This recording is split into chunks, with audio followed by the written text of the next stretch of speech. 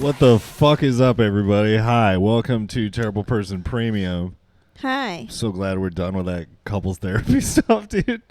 I don't like recording that. Too much pressure. Well, no, also, too, it's not like we want to do an episode of Terrible Person, but I don't really want to record an episode of Couples Therapy and Terrible Person. You know what I mean? Yeah. And because it's just, I don't know. So, yeah, we had to reel it in quite a bit. So what do you want to talk about? I don't know. Shit. Do we keep talking about our honeymoon, or are people burnt out on that? I mean, I feel like it kind of got a little boring. Okay. But what do you want to bring up? Rome was fucking beat. Yeah. Rome sucks. So I didn't realize you have to buy fucking tickets for the Vatican like 5 fucking months before you want to go. Yeah. Because otherwise you'll be standing in line for 5 hours. Yeah, and also, it just, man, brutal. Like a 5-hour line, a bunch of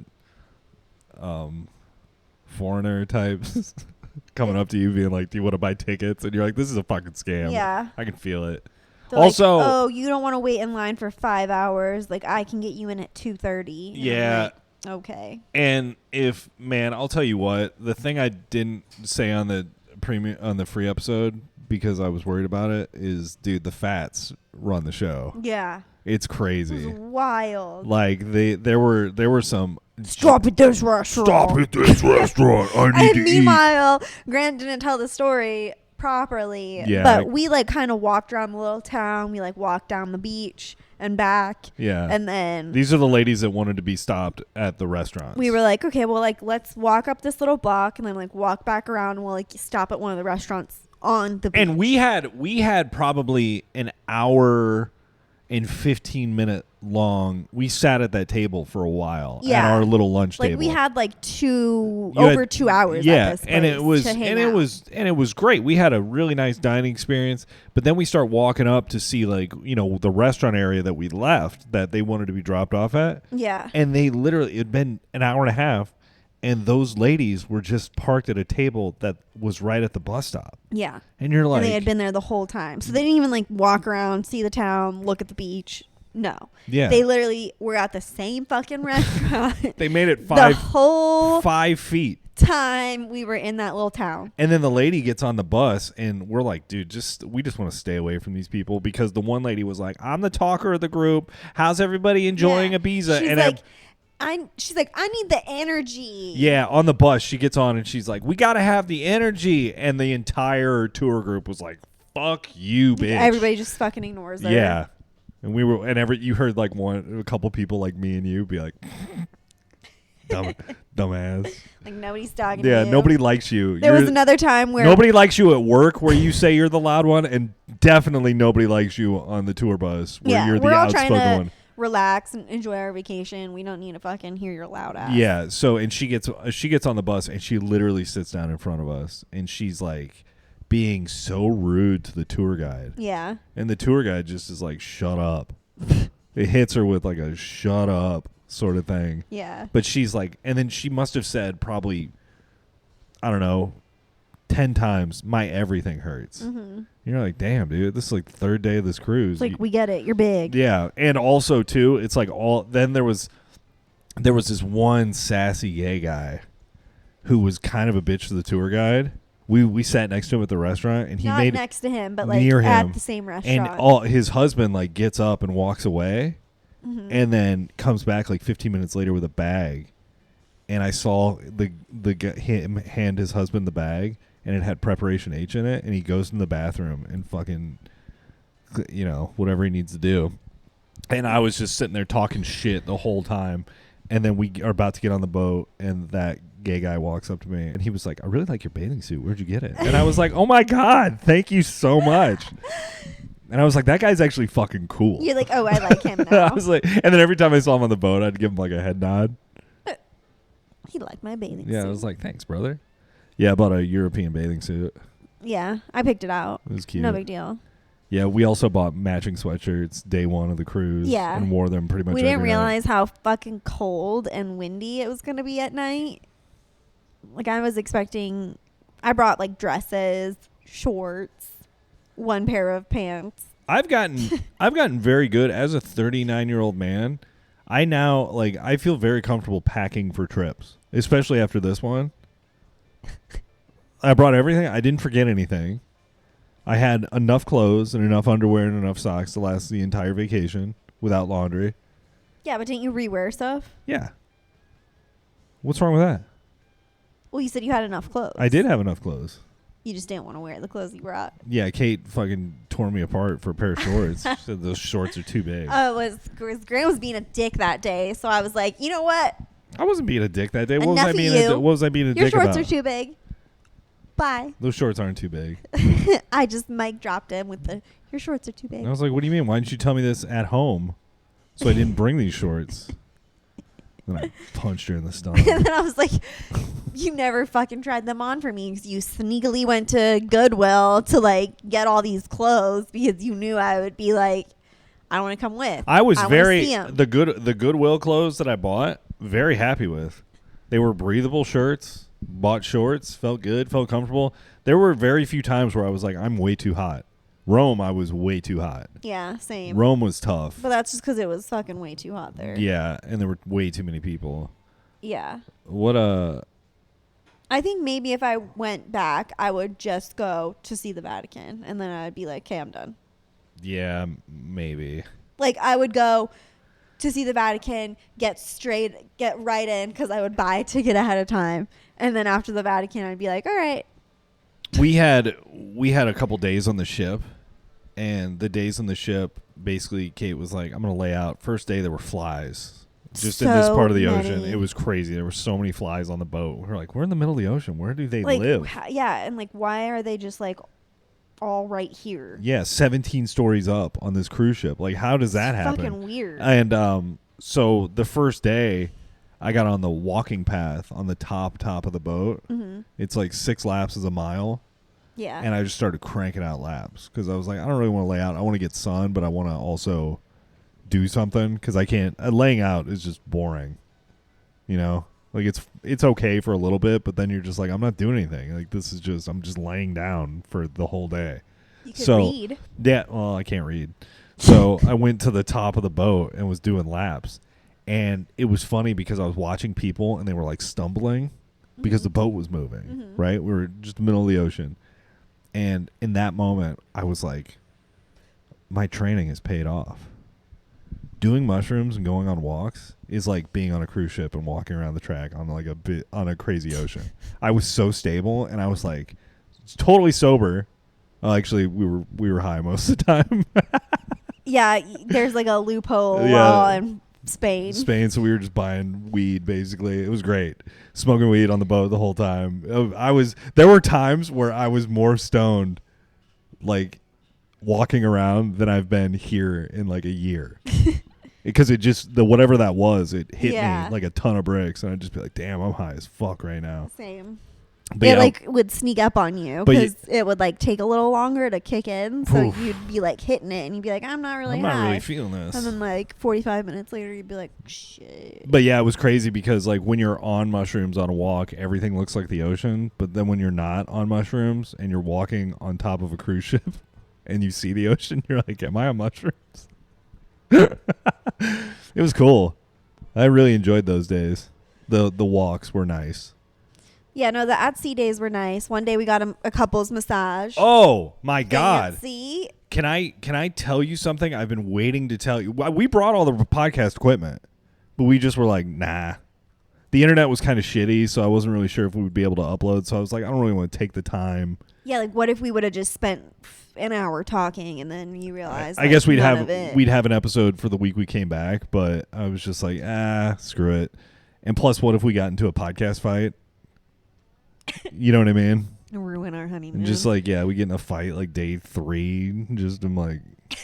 So anyway, we go get this couples massage. I wanted to tell you this so bad. Okay. But do you remember? It's like a year ago. Maybe it was like 6 months ago. But I woke up and I told you I had a dream that we were getting a couples massage. Maybe. I was just like, we were having dinner and I just was like, last night I had this dream that you and I were getting a couples massage. Uh-huh. And it was like a vivid dream. And then when they had me flip over like to give me my hand job, the happy ending that I requested from like that you requested secretly. Yeah, I was like, yeah, can you fucking just, you're like, forget the hot stones. Yeah, just give me a happy ending. Take the $50 for the hot stones. Just whatever. Put one on my ass, please. So anyway, she tells me to flip over to work my front area, and as I'm flipping over, I look over to you. And you're on your stomach, still. Face down, getting your legs worked on, and that what I saw of you getting done was the exact moment I had in the dream that I remembered, and I was like, I almost was like, oh my God, Caitlin! During the massage, I was like, I'm having deja vu from a vivid dream I remember, and this is it. This is the dream. This is it exactly. And it was like to the point where I looked at you. And I was like, holy shit, this is deja vu. And I looked out the window and it was the ocean. And I was like, this is the exact, what the fuck? Like, it was the exact same thing. That's crazy. Yeah. And I wanted to tell you that, but I was like, I'll save it for the podcast. That's cool, though. And then I saved it, and it just kind of... Was it cool, or was it kind of freaky? I mean, it was just one of those things where, with all my new life philosophy and, like, trusting the universe and, like, whatever and all this stuff, it was very reassuring. It was like, oh my God. You're like, I manifested this. Yeah. this is, I've envisioned this and it's happening. This is incredible. But yeah, I wanted to tell you that. And I forgot to tell you that. Till cool. now. And it was a great massage too. Great massage. Very relaxing. Hot stones, dude. Yeah. But they tried to fucking upsell us so hard at the end of it. I'm like, Jesus. They were trying to get Caitlin to buy all this lotion. And I just like looked at you and I was like, what do you think? Because I was just going to be like, to the hot stone thing, I was going to say no. To every upgrade, I was going to say no. But then I looked at you and I was like, well, what if Kate wants the upgrade? And then we like kind of mutually decided, like, let's do the hot stones. And then I think that's where they were like, oh, we're going to get them at the end with all this lotion and shit. Yeah. And they did a hard sell. Like 2 people sitting in a room with 2 other people being like, you guys should get this stuff. Yeah. And it was basically just like Ben Gay. Yeah. That they were trying to sell us. And I'm like a fancy version of Ben Gay. I didn't even ask how much it was. Oh, but I'm I just can't like, even imagine. I don't even want to know. It's but no, like and then we were like, they were like, what do you shit. do? What do you do? Because you're both tight in your legs. You're both tight in your legs. And what else? Your like upper back. Yeah, shoulders. upper back, shoulder area. And they were like, what do you guys do to relieve tension? And Kate was like, CBD, weed. And the lady was like, that's what's up. Remember that? She just was like, oh, that's great. Fuck all this shit we're trying to sell you. Just keep using that. Bike tour. Took a bike tour. Oh, yeah. That was fun. I forgot how to ride a bike for a sec. Yeah, Kate dropped for most of the time. No, you were good. The fucking seat was just like up my fucking asshole. Like, I was like, I'm going to get a goddamn hemorrhoid from this shit. It's like jammed up there. It's one of those things where it literally riding a bike is one of the, like when somebody's like says it's like riding a bike, there's no truer statement. Because I used to ride a bike every day. I used to ride road bike, hybrid bikes, all that shit. And I was kind of worried. I was like, man, I don't know how stable I'm going to be on this thing. And then I literally got up and was just like, this is heaven. If I could have done all the tours on a bike, if we could have had a bike with us the whole time and just go explore that way, a little GPS mount for the bike, and then just be like, go explore, that would have been so fun. But also, the drivers.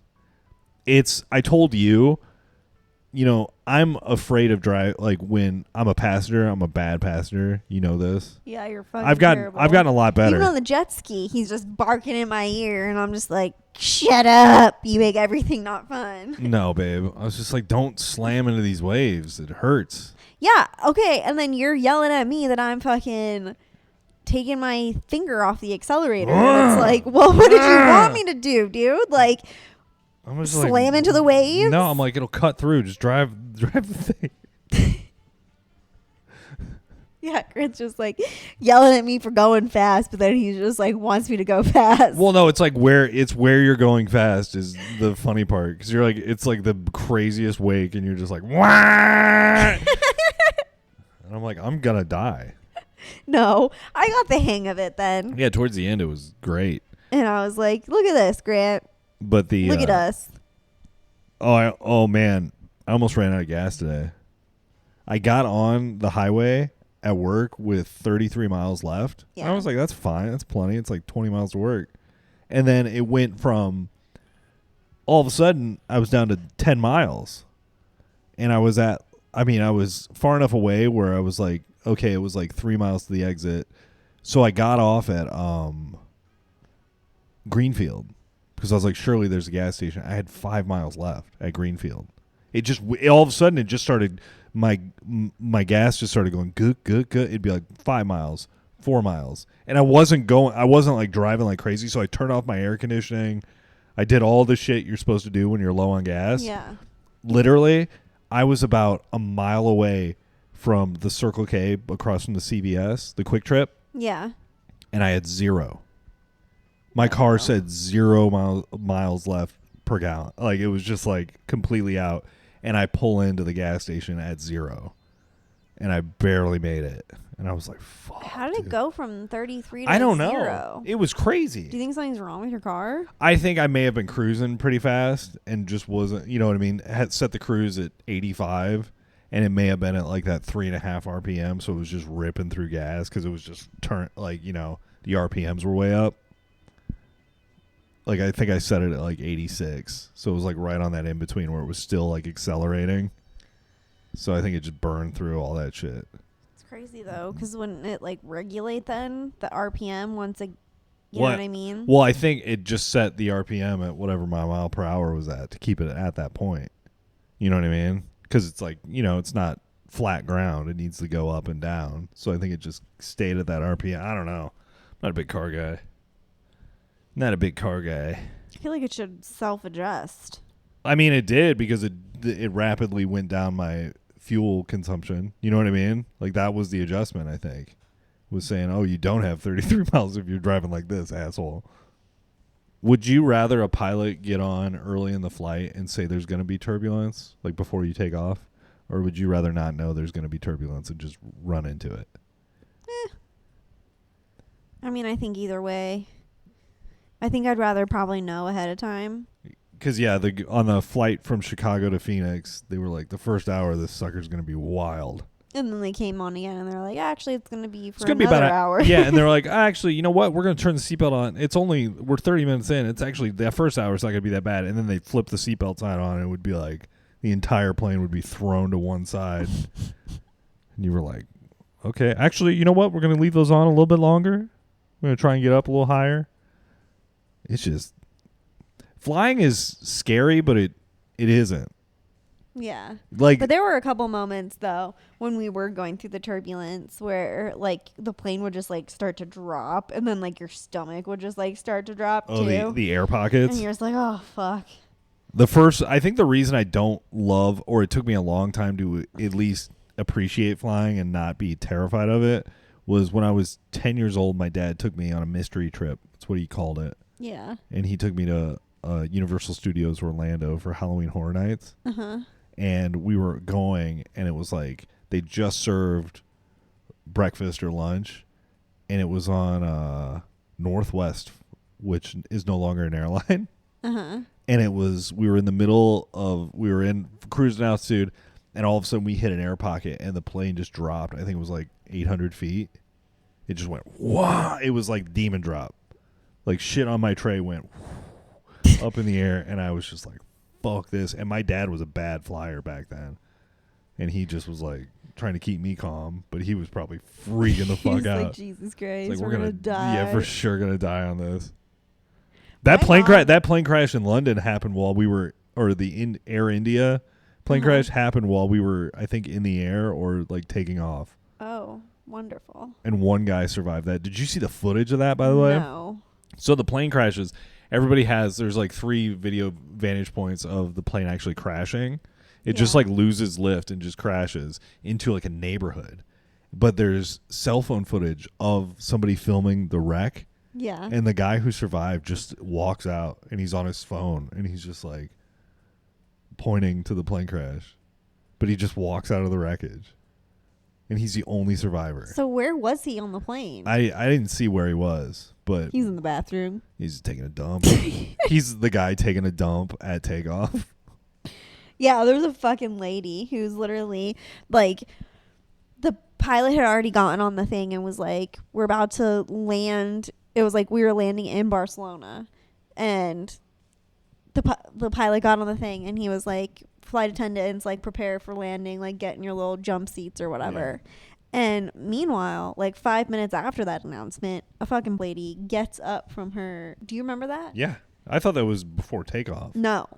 Because also... No, there was a lady who did it before takeoff, too. And then she got yelled at because they were like, ma'am, you're the only one who's still up. Like, we need... Yeah. Sit down! Like... On the flight over, on that same flight, right after that happened, they start revving the engines at the end of the runway to, you know, get all that sweet acceleration that happens.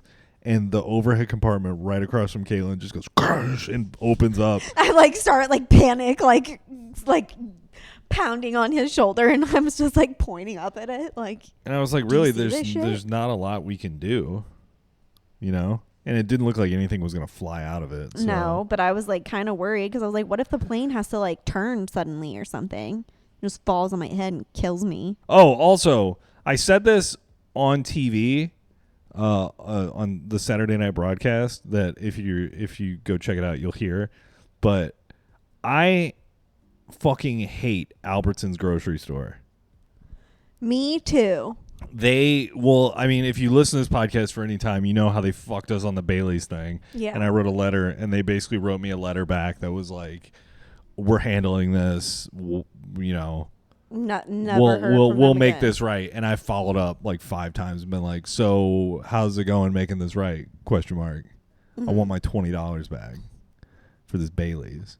So I ordered a birthday cake for Kate the night before, 2 days before we left. Yeah, I completely forgot about this. Yeah, and I ordered it at like probably 8 a.m. on, let's say, Wednesday. Yeah. And I needed it by Thursday evening. Mm-hmm. So I said, hey, I know this is really short notice, but is there any possibility I can get a cake made by tomorrow evening? And the lady was like, sure thing. No problem. It's like, oh, great. Here's what I want. Pink flowers, this cake, whatever order Caitlin had for her, you know, birthday cake. Mm-hmm. And she repeated it back to me, and I was like, great, cool. And I said, when's this going to be ready? She's like, noon tomorrow. And I said, you're a lifesaver. Thank you so much. Like, wonderful. So I go at 1:30, 2 o'clock to go pick up the cake. And I go to the bakery and I say, hey, I'm picking up a cake for Grant. It says, happy birthday, Caitlin, on it. And she was like, we don't have a cake for you. We have a cake for Melissa. And I said, okay. I was like, maybe they were like, maybe you're at the wrong Albertsons. I said, oh, okay, cool. So I called the number back. And it said the location I was at, but I still drove down the street because I was like, this doesn't seem right. It just was, my brain wasn't computing. Mm-hmm. So I went down the street and I was like, this is a Safeway. This is an Albertsons. And so I was like, okay. So in the Safeway parking lot, I called the number I called and I talked to the manager. I go, are you located at McDowell and Power Road? Mm-hmm. And she was like, yes. And I said, well, okay, I'm confused. I ordered a cake from this number. I called yesterday and they said they didn't have it. And they said it would be ready today.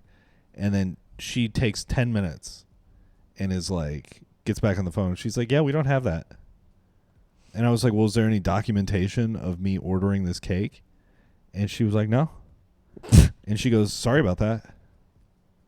And I was like, sorry about that doesn't put birthday cake in my wife's mouth. You know? Yeah. And I was so pissed. And then I happened to think, do they have all that shit under our phone number? Like, do you think the emails and, like, all the complaints and all the shit are logged somehow under my phone number and they were just like, fuck this guy? I mean, that seems like a stretch. My brain that believes the polar shift theory believes that Albertsons has it out for me. I'm like, now I'm to the point where there's a couple people that work there where I'm so fucking icy to them because it's the grocery store across, like it's literally the one that we walk to. It's too convenient not to use, but I'm gonna be an asshole to like a couple of the people that have been an asshole to me. Yeah. And every time I just see these people, I'm just like furious. It makes me mad. Fuck you. Yeah. Also, the past couple times we've been going there, I don't know what the fuck they're doing in there, but it literally smells like burnt hair asshole. Yeah, find a different like it literally smells like somebody is bleaching millions of buttholes in the middle of their store or some shit. Like I don't even fucking know. Power McDowell, if you work for Albertsons or you know someone at Albertsons what the fuck corporate, is that smell? Yeah, find out what that smell is and also find out what the fuck is going on at that Albertsons. And also, like I feel like the last couple of times we've been going there, like there's been like stuff that we're like getting or like trying to get and they like don't fucking have it. It's just like totally like cleared out and I'm just like, fuck this place. Yeah, Albertsons is annoying right now. And they're trying to tell me that it was going to be better when they merge with Fry's. No. In what fucking world? Oh, the other thing. So the night before we left, I went and bought a bunch of Rogue nicotine pouches. Yeah. And I went to the gas station down the street, the Chevron. And I was like, I just don't know if these are going to be available in Europe.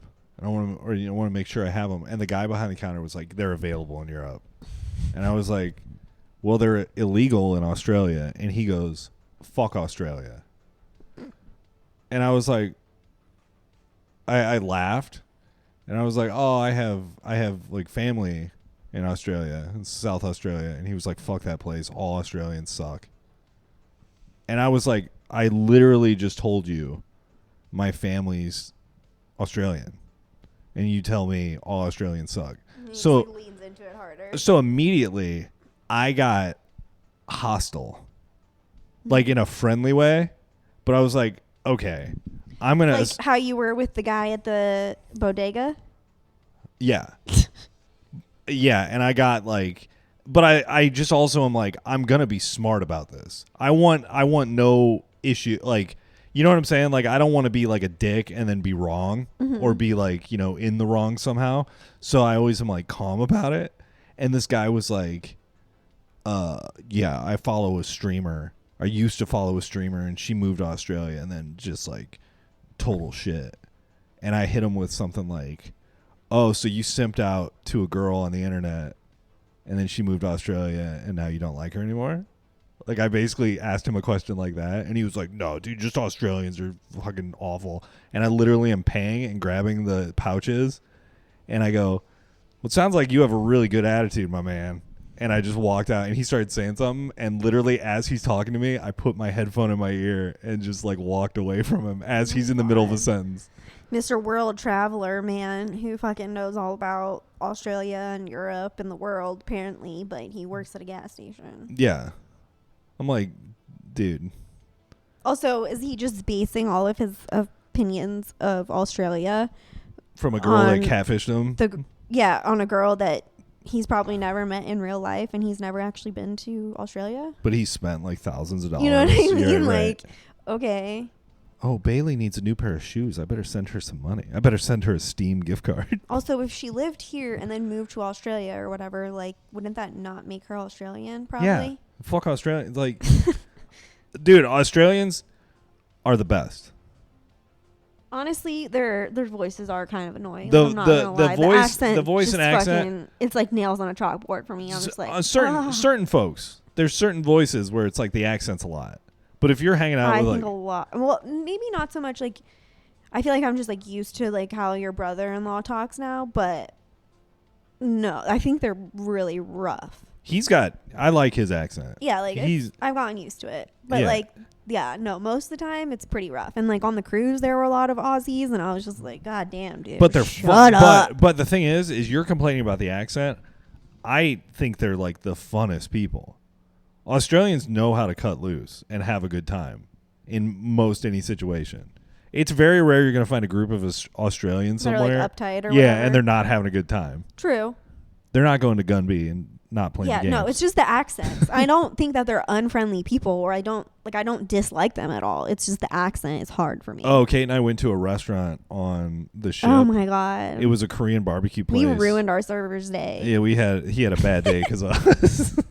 You think that just like put him in a funk for the whole rest of the night? Yeah, he's like, I don't even want to fucking play a game anymore. He's probably like, man, I've had 5 tables today and 4 of them were great, but that last table was fucking rough. So he probably had no more tables after we came in. It was a shared dining experience. So you were sat with a group random of people. Yeah, like 6 or 8 people. Yeah.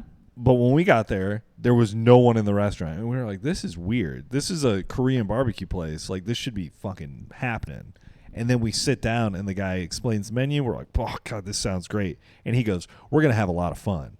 And then as he's telling us that, a European guy, a German guy, sits down with his Russian fiance or wife or whatever, and he is like explaining the menu to them. And we're like, oh, cool, this is going to be fun. It's just the four of us. It'd be a nice, quick meal. They're going to make it in front of us. Boom, in and out. Great time. And so he starts pouring shots of sake for all of us. Yeah. And he goes, all right, I'm going to explain the game we're going to play. Mm-hmm. And I look at the German guy, and I like give him a look like, game? And the guy looks at me and kind of like gives me like the, yeah, I'm with you. Yeah. And then he explains the rules, and he's like, oh, you clap. You say a number and you clap on the third one, or blah, blah, it's like blah. 1, 2, clap. And then when we get to 33, you clap twice. And I like literally looked at you and kind of rolled my eyes thinking like, we're not getting to fucking 6, dude. Like, if we have to play this game, I'm clapping on every fucking number, and I'm just gonna ruin this experience. Like, I don't want to play this game. We're all gonna be out of our shots of sake. And I'm looking 5. at this couple next to us, and they're giving the same energy, but they're polite. Yeah.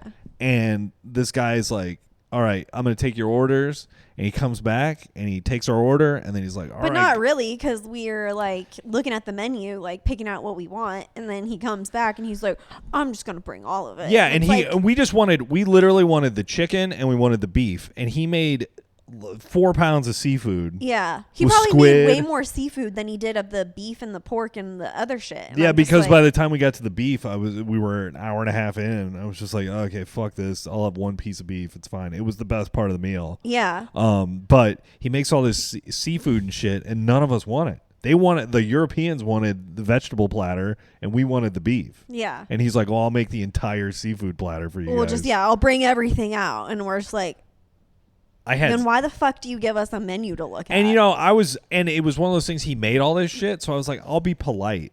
And you saw me. I grabbed the squid. Yeah. And it was like putting like a toy in my mouth and chewing on rubber. And I was just like, but I was like, I'm not going to spit it out. I guess because they're all cloth napkins. Yeah. That's why I didn't even touch it. Yeah, so I basically chewed it as much as I could and just swallowed it and was like, all right, I'll just wait to the beef. And so there was this pile of seafood on our plates. And he was like, you guys don't like? And then he's like, all right, guys, get ready. We're going to have fun. We're going to play the game.